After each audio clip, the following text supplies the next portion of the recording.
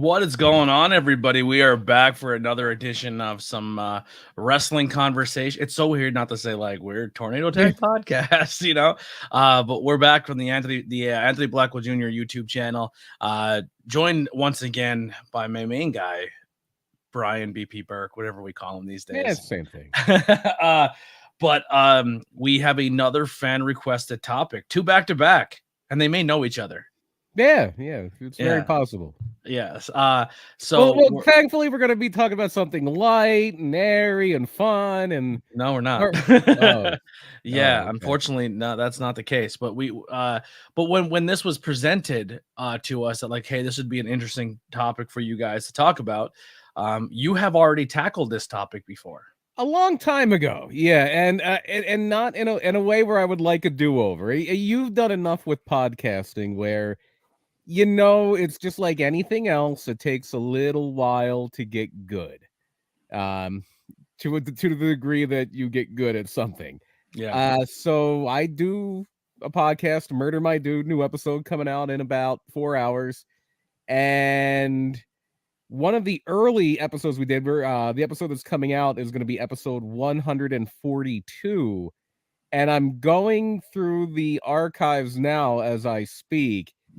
And episode 5 of Murder My Dude was Wrestling My Dude. Yeah. And back then we did a few topics and we didn't go as deep into them. And that wrestling episode covered the death of Bruiser Brody in Puerto Rico, a very famous one. Probably the most famous one, the Chris Benoit double murder suicide. And also what we're going to be talking about tonight, which is the death of Nancy Argentino. Not slicked back, just pulled up.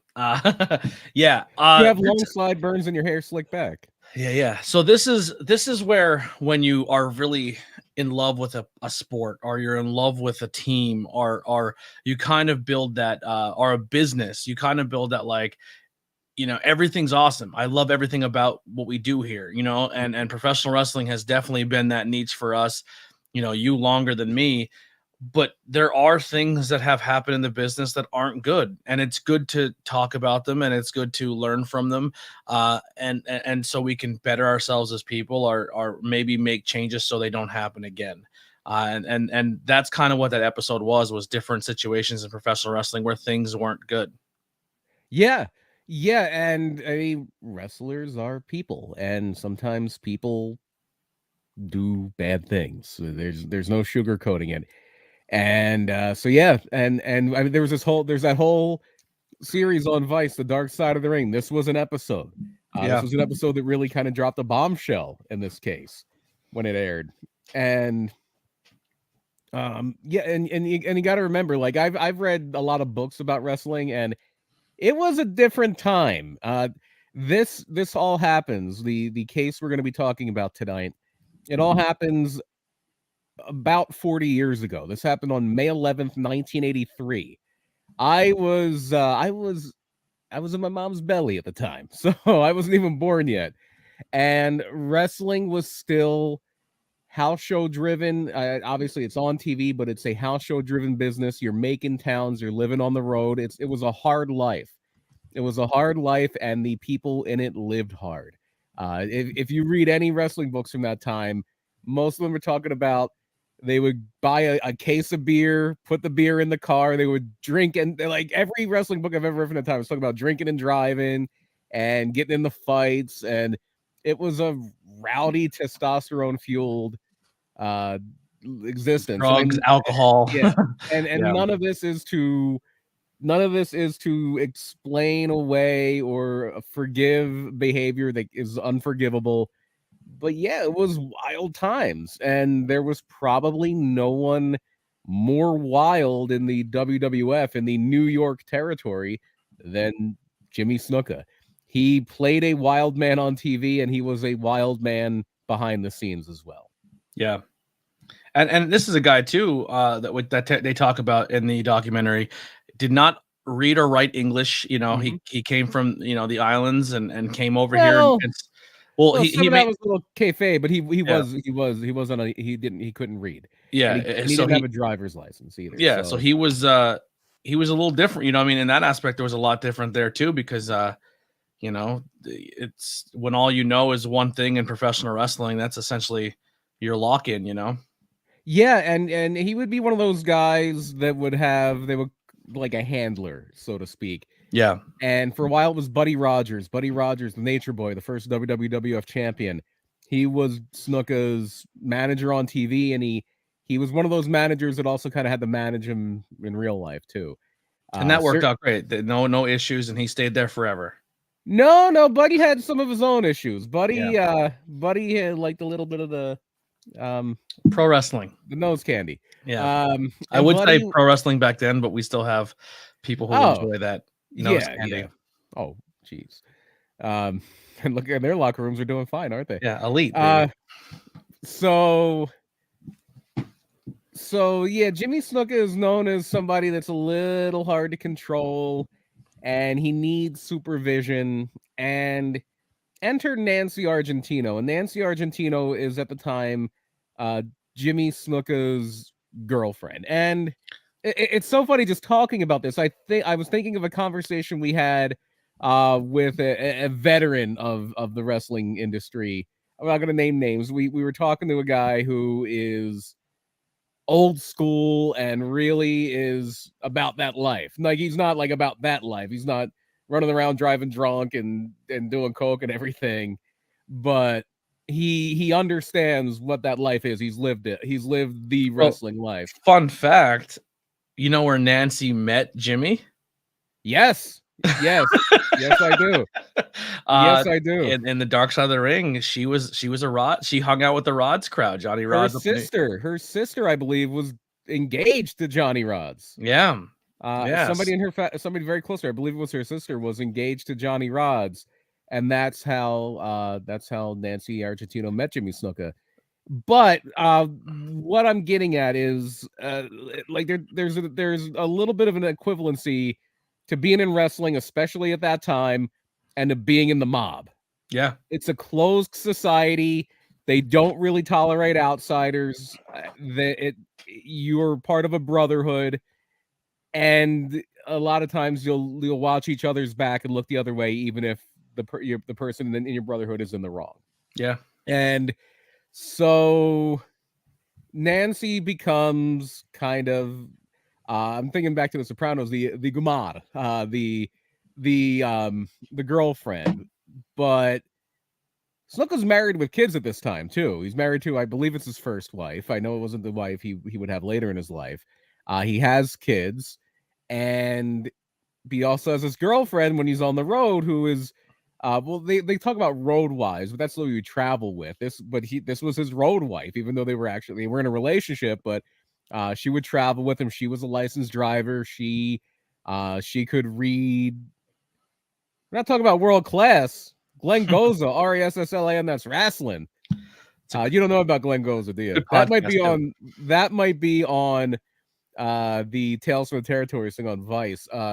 Glenn Goza, we're gonna get on a weird side tangent here. Love it. Let's do it. Was a singer in the Dallas area, and when David Von Erich died, he made a song called "Heaven Needed a Champion," and it was this tribute song to David Von Erich.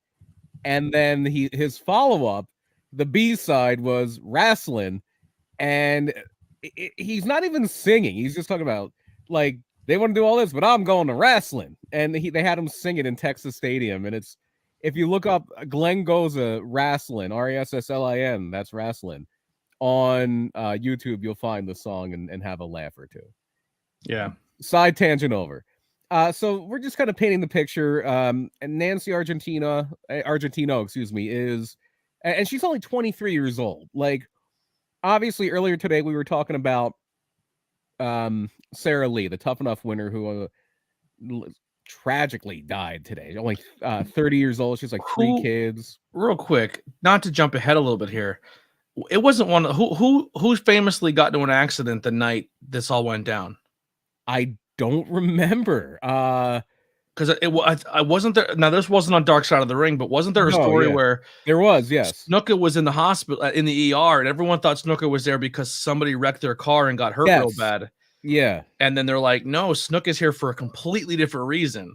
Yeah, this is ringing very true, but I don't remember exactly who it was. Because that's kind of where it put all the like a lot of the boys and Snuka in the same place at the same time when this was all going down. Because he was running around the ER like talking to everybody and telling them more than he probably should have at that point in time. Yeah, this does sound very familiar, but I don't remember who it was, and I'm having trouble Googling it on The the only fly. reason that you said that you reminded me is when you said Von Erichsen, famous car crash, but it's not that car crash. Well, no, there wasn't really a car crash with the Von Erichs. Carrie crashed was Eddie Gilbert. Eddie Gilbert crash, yeah. Eddie Gilbert was in a car accident the same night. And this is all very local to us. This all happens in Whitehall, Pennsylvania, which is like maybe 45 minutes south. It's right outside of Allentown. It's like maybe 45 minutes an hour south of us. And so back then, and we've talked about this on the old podcast a lot, the TV was basically taped in two places. It was either the Hamburg Fieldhouse, which we know very well, or the Fairgrounds in Allentown, which is where they were going to tapings for here. And to kind of jump to what happens here, on May 11th, 1983, Jimmy Snuka is in a hotel room in Whitehall, Pennsylvania. The George Washington Hotel. Yeah. Which is like a huge, beautiful place from what I've seen photos of. And so, and this happens May 10th, but then May 11th is when everything happens, like that morning. So we get the George Washington Motor Lodge, yeah. And so Snuka, I believe, calls the front desk of the hotel and is trying to just get an ambulance out there because Nancy Argentino is gasping for air. She's in a bad way. And later that night, she's rushed to the hospital and she dies. And they had a very famous, very well-known coroner coming into the autopsy. She was declared dead at Lehigh Valley Hospital. And the cause of death was traumatic brain injuries. Dr. Isidore Michaelis is the doctor here. A lot of cuts and abrasions on the body as well as bruising around the neck. So yeah, traumatic brain injuries consistent with a moving head striking a stationary object. And because I guess like there's different breaks and different types of trauma where if you're hit with an object or your head hits into an object. So it was consistent with that. And there were also, as you were mentioning, there were also a lot of signs of what they called in the autopsy mate abuse. Or I guess we call it now domestic abuse. So it showed that that Argentino had more than 24 cuts and bruises on her head, ear, chin, arms, hands, back, buttocks, legs, and feet. And it's believed that there was a significant delay in calling for medical attention, and that could have played a big role in her passing as well, where as soon as this trauma was inflicted, she was taken care of, it possibly doesn't result in a death. Yeah. And now there was an incident previously with them where the cops were called, a police report was filed. Jimmy essentially fought cops and fought police dogs. And it was treated as a joke in the it was treated as a joke in the media, in local newspapers. The wild man goes wild. Yeah, and we may have younger people watching this or people who aren't really as up to speed on this. I mean, I remember Jimmy Snuka from kind of his second run when he came back at WrestleMania 5, because again, this is all happening before I was born. How old is Jimmy at this point in time?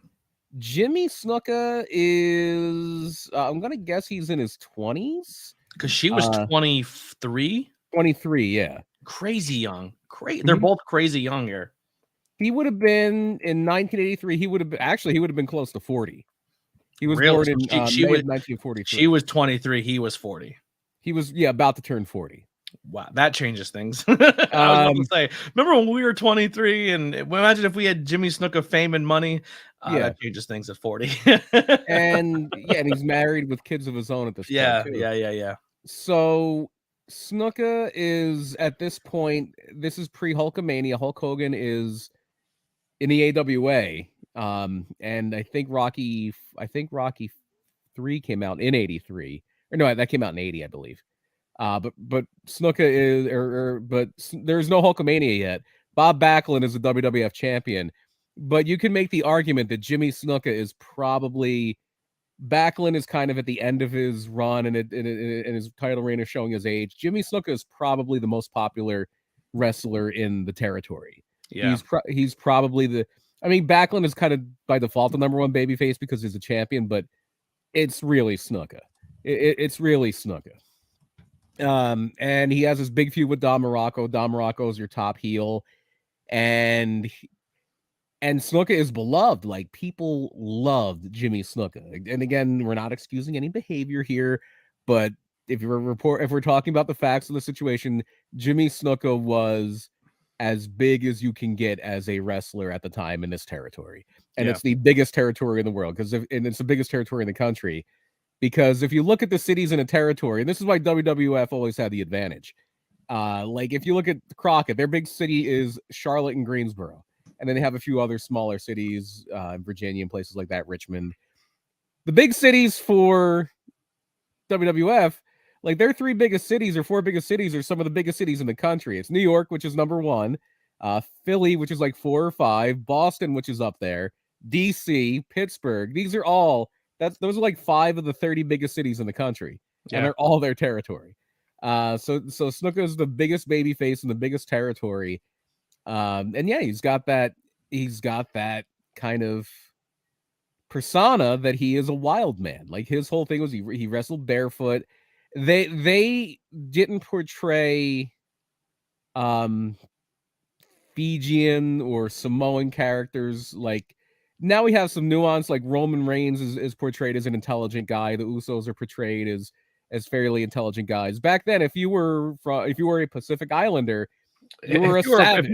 If you were a person of color, you were high. There was an 80% chance you were playing some type of goofy stereotype. Yeah. Yeah, like Afa and Sika were the wild Samoans, and they were all but calling them cannibals on TV. Yeah.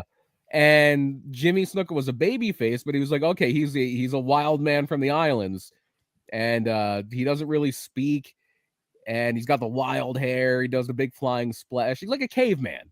Yeah. He's like, and the crazy thing about this is the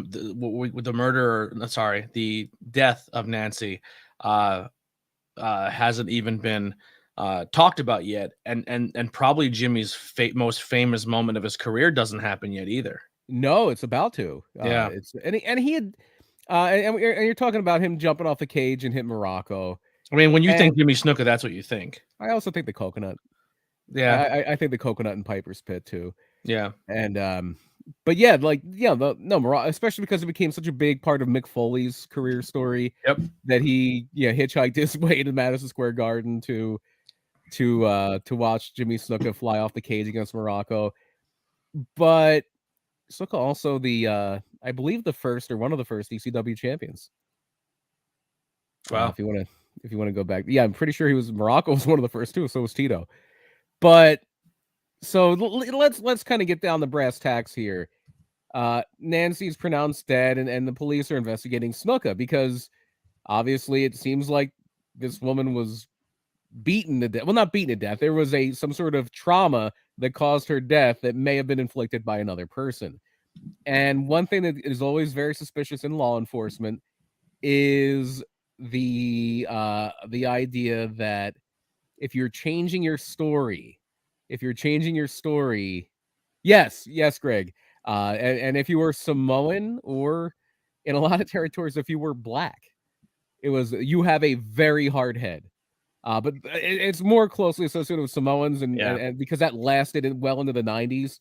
Like, the head shrinkers were doing the I have a hard head. I think Rikishi, even in the 2000s, it's like, why would you headbutt a Samoan? Yeah, that would if a Samoan was a babyface, the heel would always try to headbutt them and hurt their own head. That was the gimmick. I think I've seen Alpha Jr. do it in a match. Well, yeah, it's a staple as a baby. Yeah, it's awesome. Yeah, you try to ram their head to the turnbuckle, and they're just like, "What are you doing? Yeah, are you stupid?" Love it. Pro wrestling. Yeah, pro wrestling's great. But Snuka's story changed, they say, upwards of 6 times when he was talking to police. At first, he said he pushed her. There was and then the story he kind of settles on is that they were driving back to the motel. They were driving And to this. It was the drive from show to Allentown.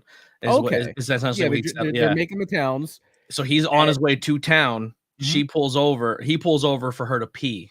Yes, Yeah. she has to pee, so they pull over on the side of the road, and she slips on the ice and hits her head.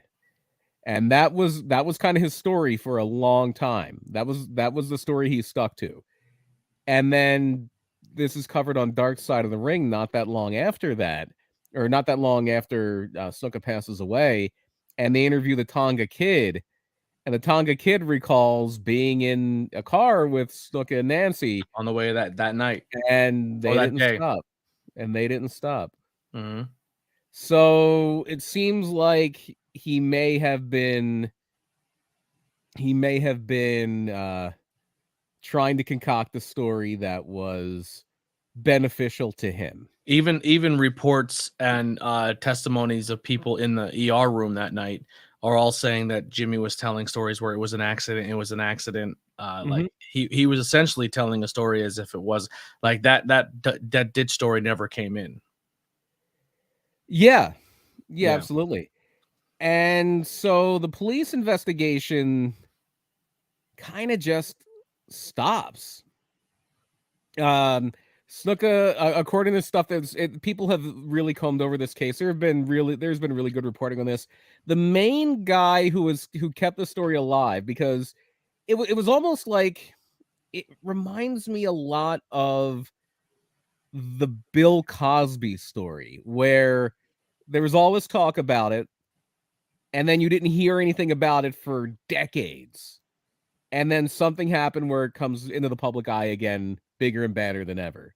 Yeah. And like with Bill Cosby, that tipping point was Hannibal Buress, the comedian, talking about it. With this, the guy that kind of kept this story alive throughout the 90s and the 2000s into the 2000 teens was a reporter, Irv Mushnick, who I believe is related to Sam Mushnick, who was a legendary promoter of St. Louis wrestling. And Irv Mushnick he had looked into this at the time. He was very, very close to the Argentino family over the years, and he was one of those people that really, really wanted to shine some light on this. And they wanted to look at the interrogation of Snuka. They wanted to really look at the autopsy reports and everything, and to really see what had happened. And they say that Vince McMahon gets involved too. That Vince McMahon, there's a meeting with Jimmy. It's not the interrogation, is it? Or is it the next day or a couple weeks after? I don't know the timeline, but Jimmy is then pulled in for questioning. Vince shows up with a lawyer in a briefcase. Mm-hmm. Well, the briefcase, I believe, was the other one in New York. Oh, okay. Vince. And Vince essentially, they have a conversation. Then there's a second meeting with Vince in a briefcase. Nothing was ever documented. Nothing was ever recorded. The police at that point in time said the reason why nothing was documented is because there was nothing significant to document. And then Jimmy was told by Vince, everything's going to be fine. Don't worry about it. Yeah, I think a lot of that is conflated with the story in New York. So this is all happening in May of '83. In January of '83, there's police come to another hotel room in New York, and that's when Snuka's fighting the cops too, allegedly. Yeah. And there's an arrest there. But then Vince apparently made that all go away. And they say money may have changed hands even between Vince and Nancy Argentino, and Nancy's family wanted to try to push it, but it didn't happen. But you also got to know, like, the unfortunate truth is sometimes victims of abuse protect their abuser. Yeah. Especially when it's the first time. Oh, he snapped. That's not really him. I'm going to give him the benefit of the doubt. And that could have happened. We can't step into her head because she passed away. But they also said Vince appeared in New York at the New York investigator's office with a briefcase, theoretically full money. I think Snuka has even said this in his book. Yeah. He had a book that came out that was written with a ghostwriter, obviously. And he said that Nancy ruined his life. Wow. Yeah. Wow. Yeah. Wow. Yeah. And so so around 2013, this just and it was really hard to get like information and documentation on it because the case was never officially closed. It just went cold. So whenever the media would try to push the Whitehall police for details on all this, they would say we can't comment. It's an open investigation, even though it was an open investigation that really didn't go anywhere for 30 years. But Mushnick really pushed it, and books came out and everything like that. And the Argentino family obviously was a big push for this because they wanted justice. They wanted justice for their sister. They wanted justice for their daughter. So that was a huge thing. And there was a wrongful death lawsuit in the 80s. So no criminal charges were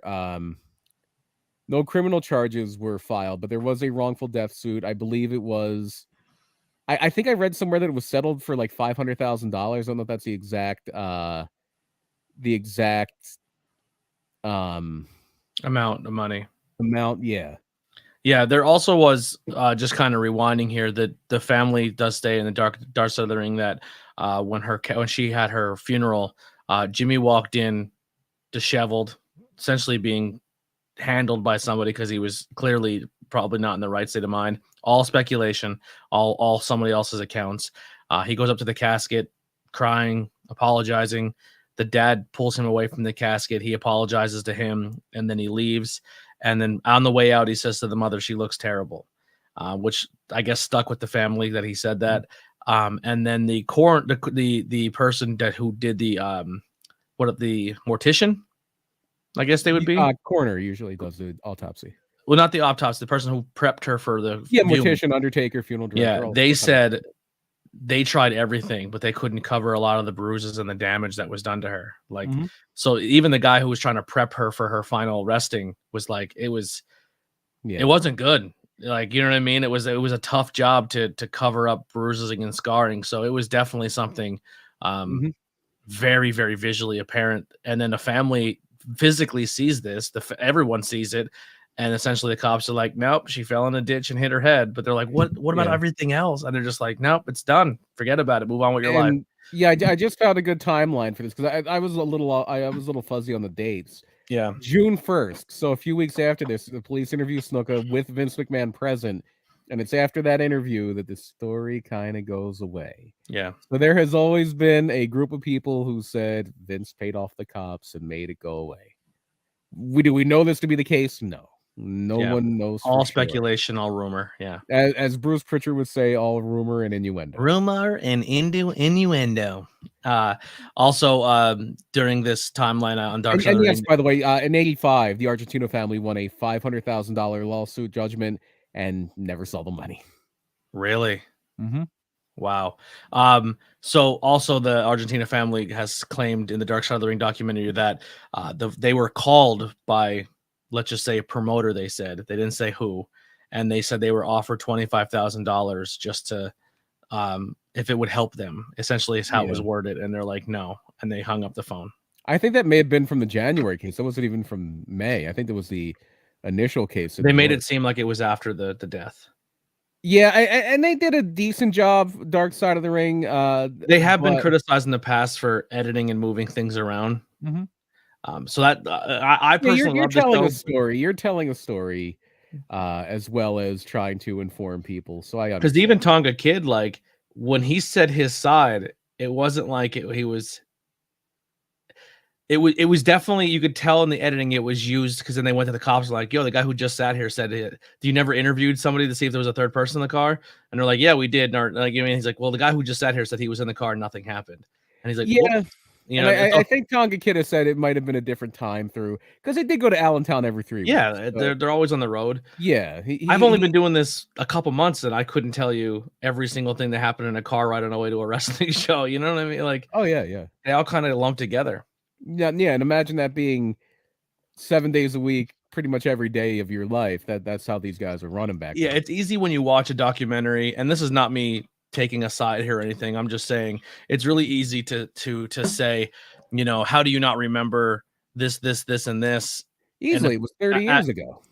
that, and you're asking a guy who wasn't present for any of it. So you're asking a third party person who's the only one who's technically still with us, and you're asking him to account memories that it's, you know, 30, and I don't know, it's just tough. It's easy to Yeah. look on the outside and be like, well, that this looks shady, or this looks wrong, but it's like, it's not easy to No, not nail at it all. back down. Yeah.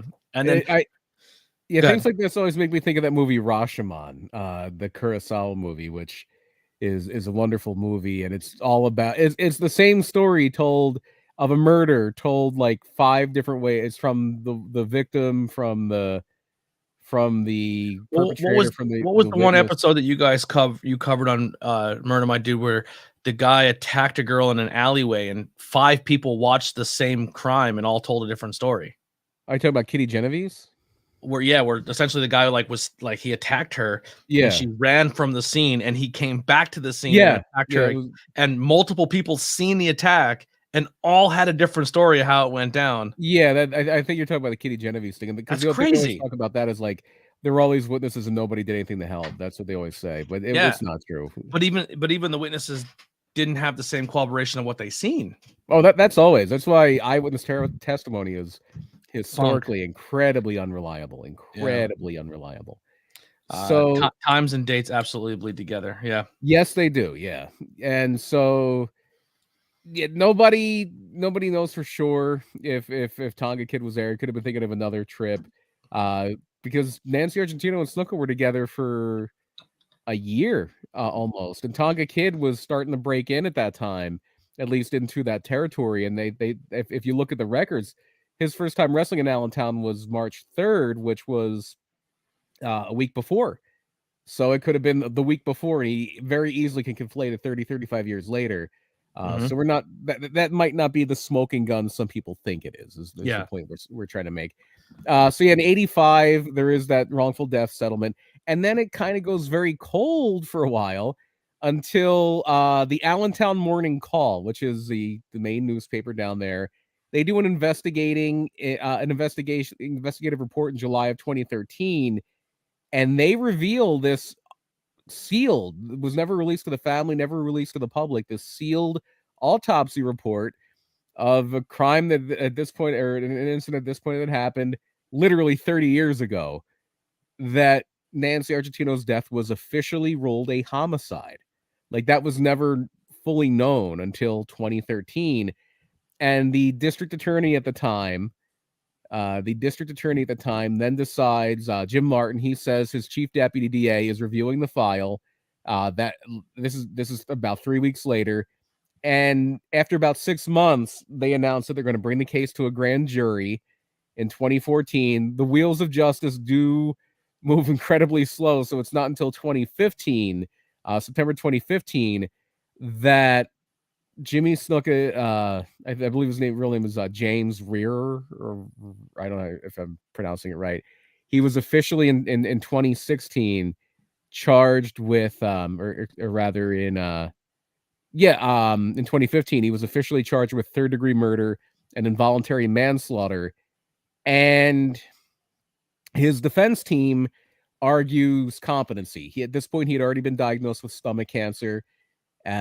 In this point, they just basically, I've heard, you could hear radio interviews with Jimmy Snuka from like 1999, 2000, He was on Opie and and Anthony. yes, and that's the ones I think he was on Stern too.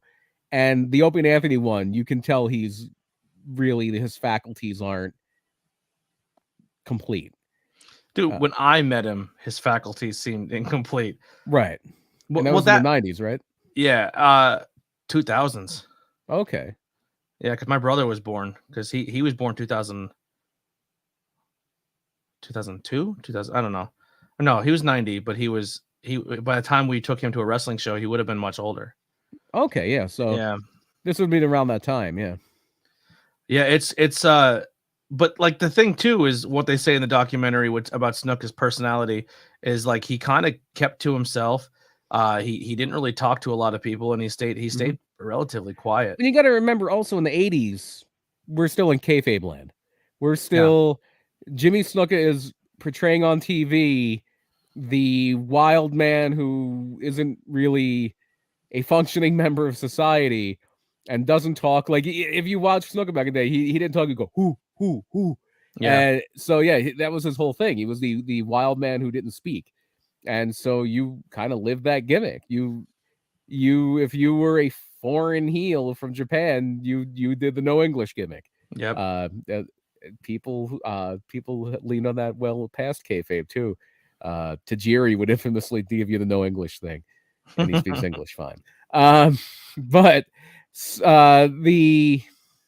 the defense for Snuka is bringing up so there's been very much in the news lately if you follow football, concussions and CTE.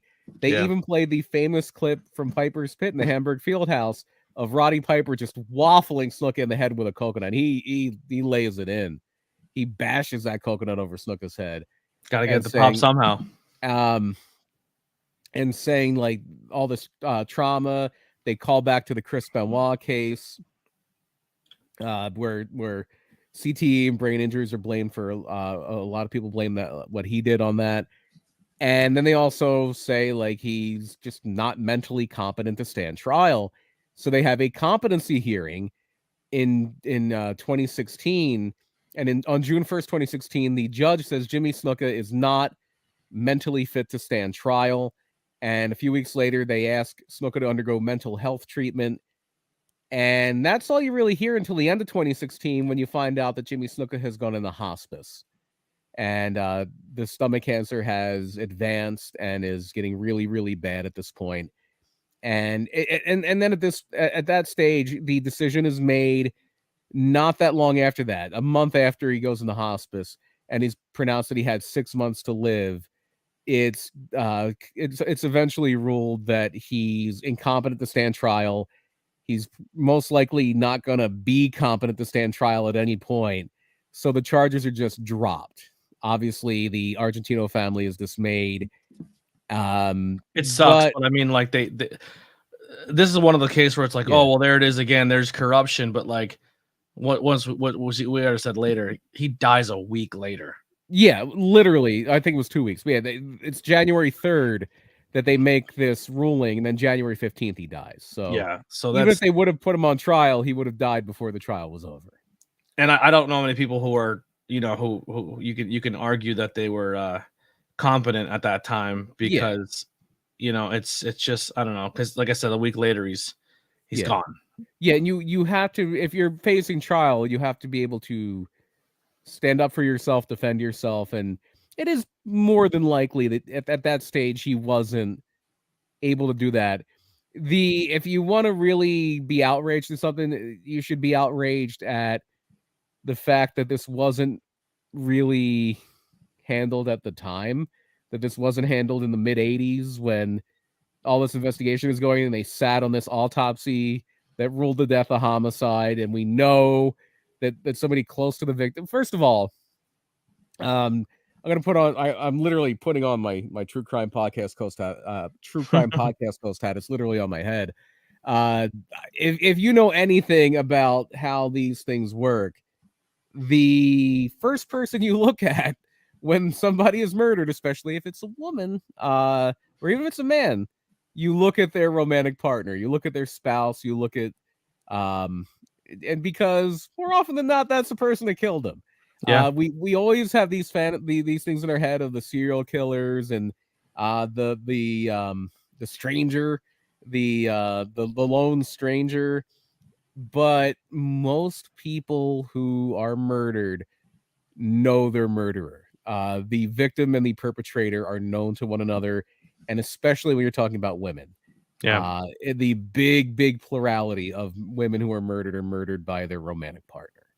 And murder is a little strong here, because when people think murder, they think premeditated things and stuff like that. It seems likely to me, and obviously this is me putting conjecture out, that things got heated. Little spoiler for the Murder My Dude episode that's coming out at midnight. We do a game at the end, Who Died the Worst, where we take 3 odd deaths and we determine which of the people died the worst. Little spoiler for the people watching this. One of the deaths this week was a bar fight in Australia where the brother of a, I believe like a rugby team or a soccer team manager, his brother got in a bar fight with a professional surfer. They got into an argument. The surfer got punched in the face, got knocked out, and hit his head on the concrete on the landing and died. Happens more often than you think. And that guy wasn't throwing that punch saying, I'm going to kill this guy. Mm-hmm. Like, he was just. That's why I always say, man, like we had an incident like that happened a few times just in our local area, and it makes you think, like, man, is it really worth throwing that punch? Because anything can happen. Anything. You hit that guy, and you get your instant gratification, but then that guy falls and hits his head, or breaks his neck, or hurts his back, and now you're in a lawsuit for the rest of your life. But one other thing I want to touch on here, where I don't want to place blame or say anyone's at any point in time wrong here, but also at this point in time too, it's not a secret that it was a time where kind of laying your hands on a woman wasn't always frowned upon, especially in certain cultures and certain times. You know what I mean? Rock and roll stars, bikers, and wrestlers were all in the same kind of category where that kind of stuff was just, and when, like you said, it was kind of looked the other way. Like, these are testosterone filled men who are probably on drugs and alcohol, who would take their anger out on after they took their things on their women, and it was kind of part of the business, which, once again, hopefully that has changed because of the progression of this industry. And just as a society, we now look at things like we talked about drunk driving earlier. We talk about now let's talk about domestic abuse. It's not. It's treated as the serious deal it should have been treated as the whole time. Yeah, and that is something that has changed in the last 40 years. It's something we're coming up on 40 years since this case happened. That is something that is absolutely, like, if this would have happened today, there would have been a much deeper investigation into it. Absolutely. If this would have happened May 11th, 2003 or 2022, I think it would be, well, first of all, it would be all over social media. And you can't tell that to a family who lost a family member and say, no, of course, it sucks you lost your family, but look how far we've come as society that hopefully this wouldn't happen again. And it seems like, just from our experience, now it's big front page news, and it's talked about ad nauseum, because last night before AEW Dynamite, a guy punched another guy in the locker room. And that is now a scandal in wrestling. And that probably happened every other weekend back then. Yeah. Guy punched the guy, and then the guy who gets punched can seem as being the bad guy because he was in a fight a couple weeks before that. I guess he's very punchable. He has a very punchable face, I guess. Yeah. But so that essentially that's gonna do it for the most part for this case, right? If you want to look into it, there's a lot of great stuff out there. The Dark Side of the Ring episode is a really good resource here. There's a really good article for Mel Magazine, which David Bixenspan, who is one of the he's written about wrestling for Deadspin and a few other things. He has a great article called Who Failed Nancy Argentino, and it's really just looking at the way this was horribly mishandled by the Lehigh Valley Police.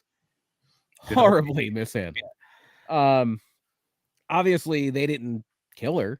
Obviously they're not the perpetrator here, but if you want to look at the injustice side of it, that's on them. That is on them 100%.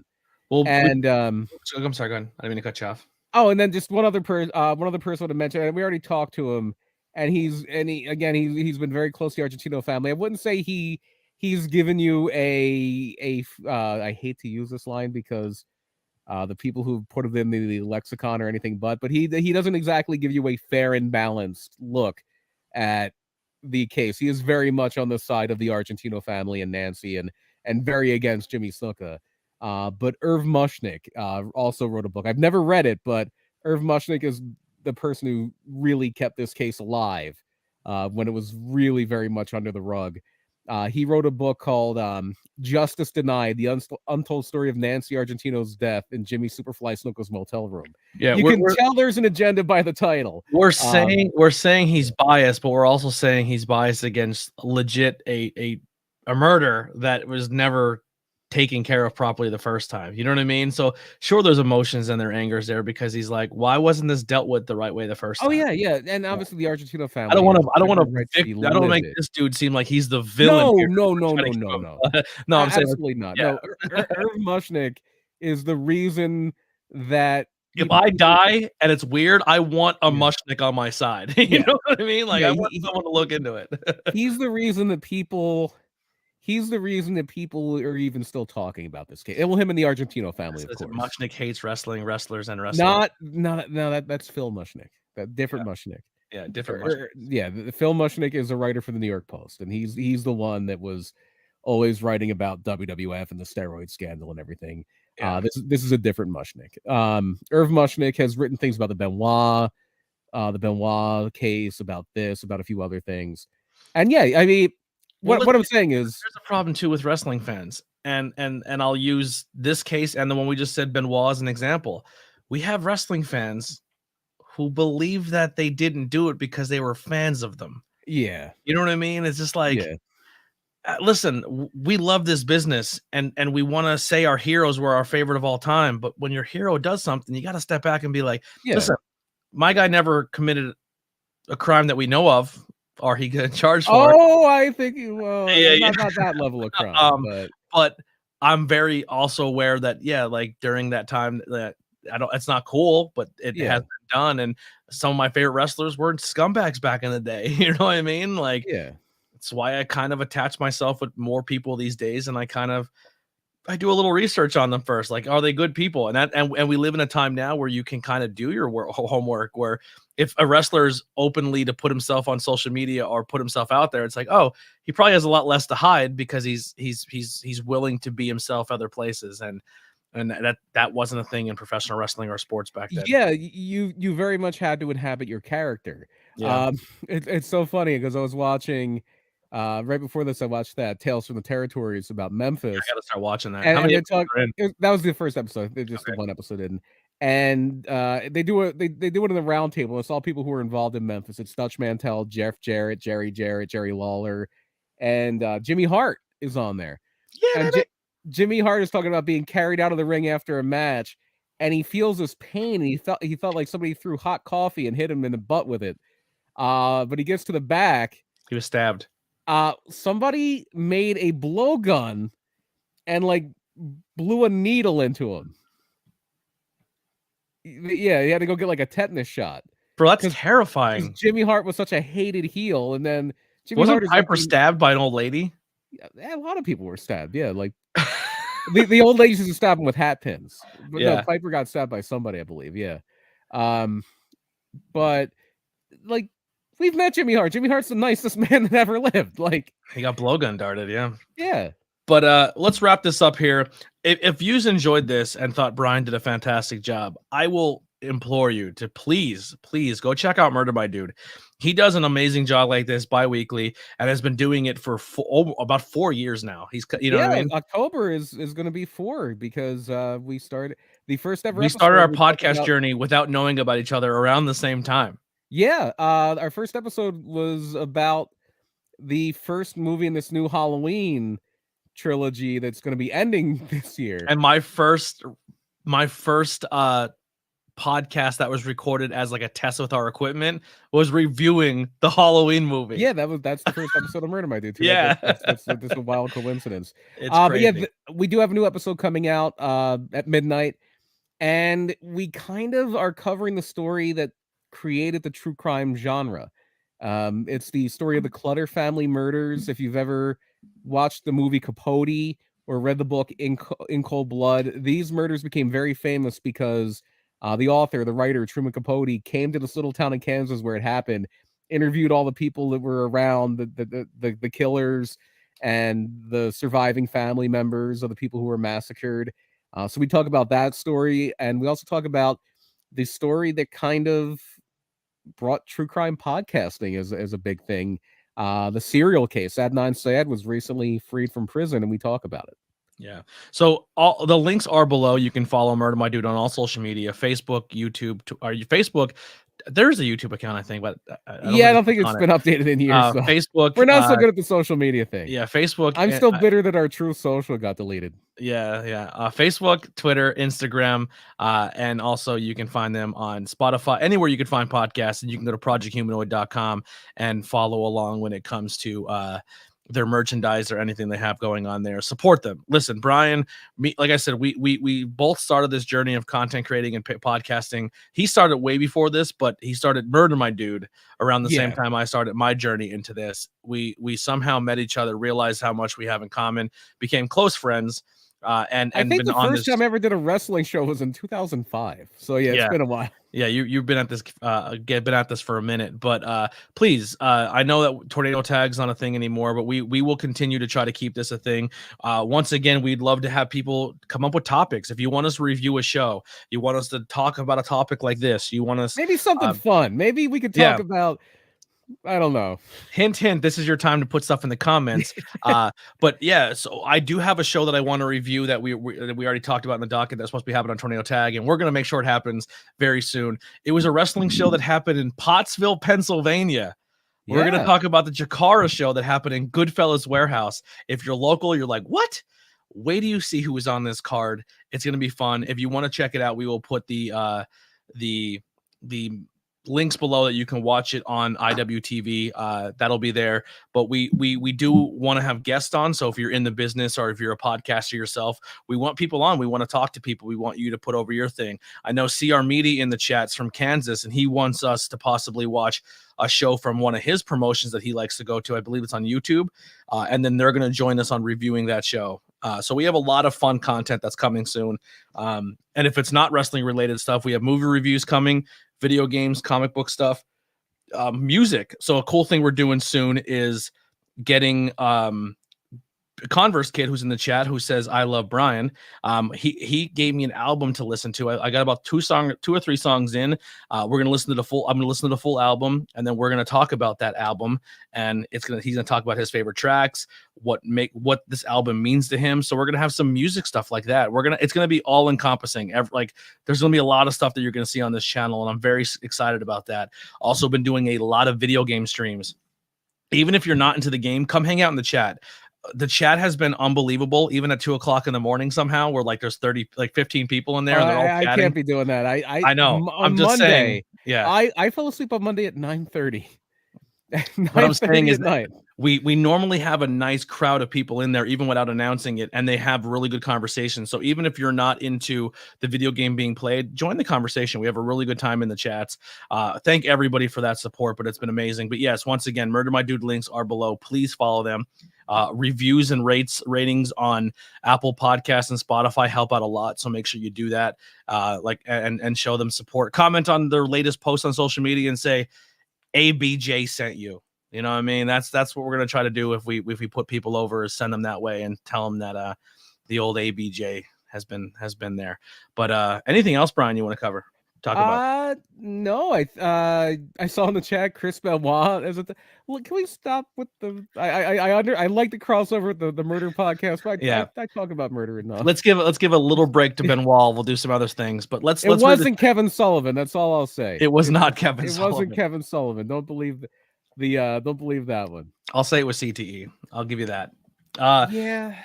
I have watched countless accounts on this case, and this is the best one I've seen. Well done, gents. So we're glad we did it justice. You requested it, and I would have been here sooner, but somebody else is streaming. No problem. Enjoy all those streams. CR Media says great show. Language.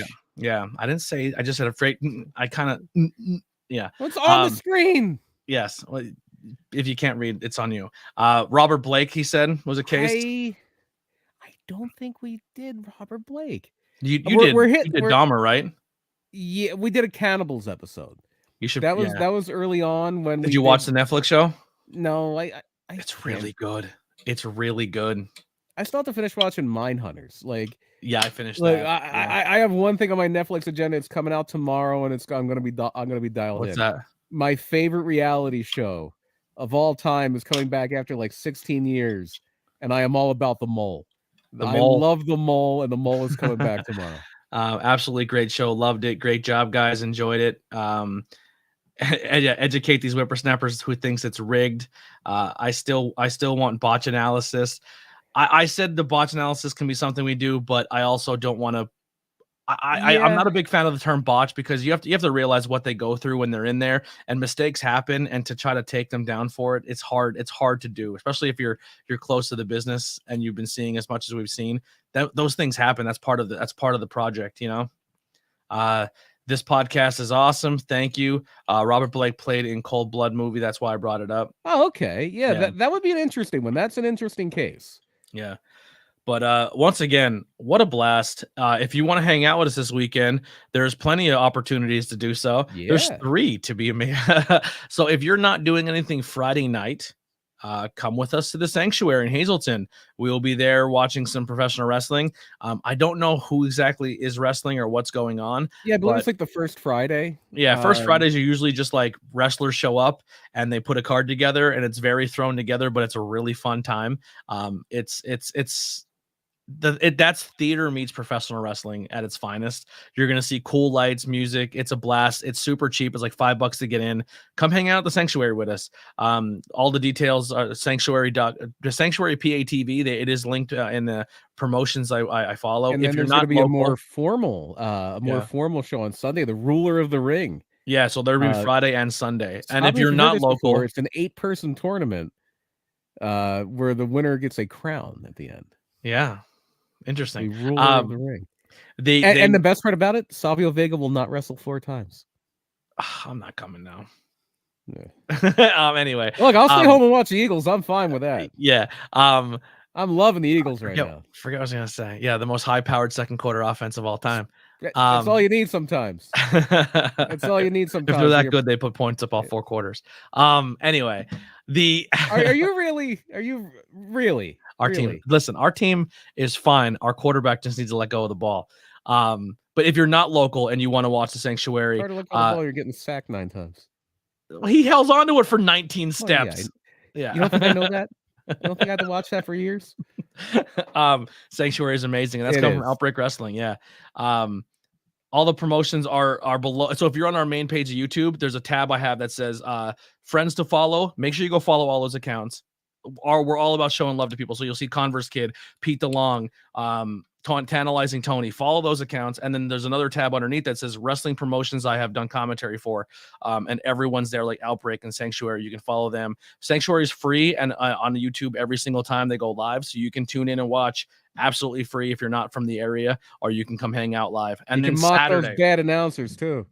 We are adding more of an element to the stream where we can talk to you. Like we will interact with the chat while we're doing commentary. It's brand new. We're going to have some fun with it. So if you want to interact with us while we do wrestling commentary, Sanctuary PATV is where you need to be. And then Saturday, we'll be back in Broadheadville, Pennsylvania for PPW Eyes Wide Open. And we're going to be hanging out with Brian Cage. Yeah. They finally put him on TV and now he's going to be at PPW. Nope. If you watch that match, you're like, what the hell have I been doing this guy for all this time? He's so good. Like, that match was so good, and it's like, I wish they would have done something to make me care more about it, other than these 2 really talented guys are having a really good match. And it's unfortunately because that match was essentially, okay, well, this is why we're sticking with Wardlow, because he's the guy we're running with, and probably not going to use Brian Cage until ROH becomes a thing again. Yeah, it's too many people. I think ROH is closer than we think. I hope so. It would be. They're doing a lot of handshaking, a lot of ROH stuff. They're really, really putting it over. And I think we might go. You got to respect that code of honor. Yeah, we might be going into the new TV deal with your favorite as the ROH champion. Oh yeah. Well, I mean, let's see him win a goddamn match first. Yeah, that's it. It's like, oh yeah, Danielson's a match. Well, he's gonna lose. He's against Jericho. Yeah. But yeah, so that's everything professional wrestling. Maybe we'll jump on at some point Friday. We'll see, maybe later on in the day, or maybe we'll do something later on. It definitely won't be Saturday, but maybe we'll do an Extreme Rules prediction show. But we'll wait till maybe SmackDown. If you're up to staying up a little later Friday, we can do it after we get back from to the Sanctuary on Friday. After Sanctuary, we'll go home and we'll jump on and do it if you want. Yeah, we'll see. Yeah. We'll see. I don't. Also, I want to put out here. Let me do a screen share. Where are we at here? That's not what I want. Doing it on the fly. Present screen. StreamYard. Allow. Here it is. You can join us on Pro Wrestling Scorecards. I changed the faction. It's now the ABJ podcast faction because unfortunately Tornado Tag isn't a thing. But you can jump on here and you can pick your card. It opens in 16 hours and pick your things. Now, when you join this, you go to factions up top. You click on the ABJ podcast and you're in. And once you're in, you can see who's all been the champions and who's all doing great. Previous cards, previous winners, statistics. This guy might be you, Brian. Yeah, 14 reigns, 21 wins. With PA Pile Driver, tied up with Andy Header, followed by Dark Knight, and then me there hanging out 5-5. Whenever I manage to remember to do my cards. But you can join our stable, hang out with us. It's a lot of fun. Our current AEW champion is Brian. Impact champ is Andy. NFL is the Maestro, because I think he's the only one that played. I think so, yeah. New Japan is Dark Knight. NWA is Andy Header. PCW, Ryan Buck. I didn't even know that was a card to do. ROH is Blinker, followed by Header. And WWE's champion right now is you, Brian. Yes. So you can join us on Pro Wrestling Scorecards. And also make sure you subscribe to the YouTube channel, 168. What I was telling you earlier is friends to follow. Here it is on the very bottom. These are the accounts you can check out. And here's the companies I've worked for: PPW, Sanctuary, Outbreak, High Tension, Independent Wrestling Television, Fight, Shore Star Standalone, and IWA. So there's all the great promotions you can check out. And it's all in one place for you guys. So thank you for the support. And also, last thing, right up above me here, see that little ghost guy? That's Discord. We have a brand new Discord. There's over 30 people in it. The Discord is absolutely killing it. We have rooms for every single thing you're into, I promise. You can check out, let me see if I can pull it up and it works. You can check out great things that we're doing on there. Let's see, allow. Will this work? Is Discord there? Can you see it? I can. All right. So we have, streams, podcasts, professional wrestling, TV and music, horror, video games, comic book, music, beers, bars and breweries, sports, paranormal, figures, gear, equipment, a little tab if you want to self-promote yourself, suggestions tab, and merchant support. We also have video and audio rooms that you can hang out in, depending if you want to talk to. We have a lot of people. Link is also in the link tree that you can come hang out. Yeah, we're doing cool things. Discord is one of those social media things like TikTok that makes me feel my age a little bit. Dude, it's like, really fun. I'm not young anymore. That's right. Yeah. It's a lot of fun. You got to check it out. But that's going to do it here for our stream tonight. Thank you all for hanging out. Please let us know in the comment section or head over to the Discord, and in the suggestions. Tell us what you want to see done on this show soon. We have, like I said, show reviews, interviews. We have a lot of cool things we can do. Tag maybe your favorite person you want to see. Maybe we'll interview them. We were open to collaboration. So we're pumped that this is now our second inaugural episode. The first one did really well, over 100 plays, which is awesome. I'm a draw. What can I say? You are the guy. That's why I keep you around. But that's going to do it. Here's some Billy Trey. We're out of here.